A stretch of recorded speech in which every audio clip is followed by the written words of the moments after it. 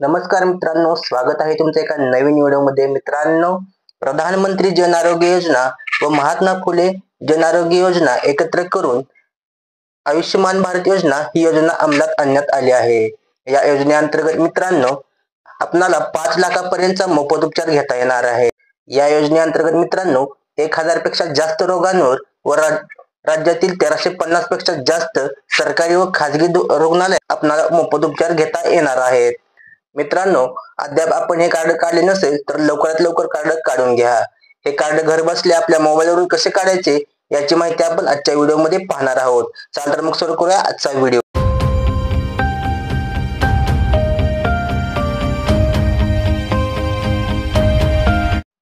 मित्रांनो, सर्वप्रथम आपल्याला प्ले स्टोर मधून आयुष्यमान भारत हे ऍप्लिकेशन डाउनलोड करून घ्यायचं आहे।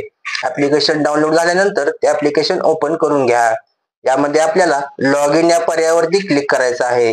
लॉग इन या पर्यायावरती क्लिक केल्यानंतर आपल्याला बेनिफिशरी हा पर्याय निवडायचा आहे। यामध्ये आपण आपला मोबाईल नंबर टाकून OTP टाकायचा आहे व कॅप्चा फिल करून लॉग इन हा पर्याय निवडायचा आहे। लॉग इन झाल्यानंतर आपल्याला असा इंटरफेस दिसून येईल। त्यानंतर आपलं राज्य निवडून स्कीम मधून PMJ हा पर्याय निवडायचा आहे। त्यानंतर सर्च बाय आधार नंबर और फॅमिली ID ह्यापैकी कोणताही एक पर्याय निवडायचा आहे। फॅमिली ID म्हणजे आपला 12 अंकी रेशन कार्ड नंबर निवडायचा आहे।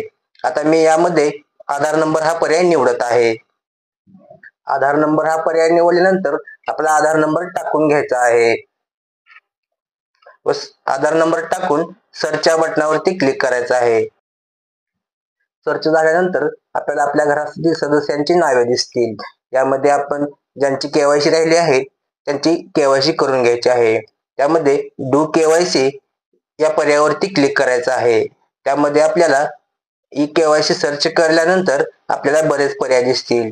आपला जर मोबाईल नंबर आधारला लिंक असेल तर आधार OTP हा पर्याय निवडायचा आहे। नसेल तर आपण फेस ऑथेंटिकेशन हा पर्याय निवडायचा आहे। व्हेरीफाय या बटनावरती क्लिक करायचं आहे। व्हेरीफाय केल्यानंतर आपल्याला फेस ऑथेंटिकेशन करून घ्यायचं आहे व जो आपल्या मोबाईलवरती OTP आलेला आहे तो OTP टाकून घ्यायचा आहे। आपण सक्सेसफुली ऑथेंटिकेशन झाल्यानंतर परत एकदा फेस ऑथेंटिकेशन करून परत आपल्याला तीच प्रोसेस परत करायची आहे। त्यानंतर कॅप्चर फोटो हा पर्याय निवडून लाईव्ह फोटो कॅप्चर करायचा आहे। जर मोबाईल नंबर असेल तर यस हा पर्याय निवडायचा आहे, नसेल तर नो हा पर्याय निवडायचा आहे। त्यानंतर रिलेशन विथ फॅमिली हेड निवडून घ्यायचा आहे। रिलेशन विथ फॅमिली हेड झाल्यानंतर आपण इयर ऑफ बर्थ निवडायचा आहे। इयर ऑफ बर्थ जे काय असेल ते आधारवरून आपण टाकायचं आहे। आपण जर ग्रामीण भागातील असाल तर रुरल हा पर्याय निवडून आपला तालुका आणि गाव निवडून सबमिट या बटनावरती क्लिक करायचं आहे।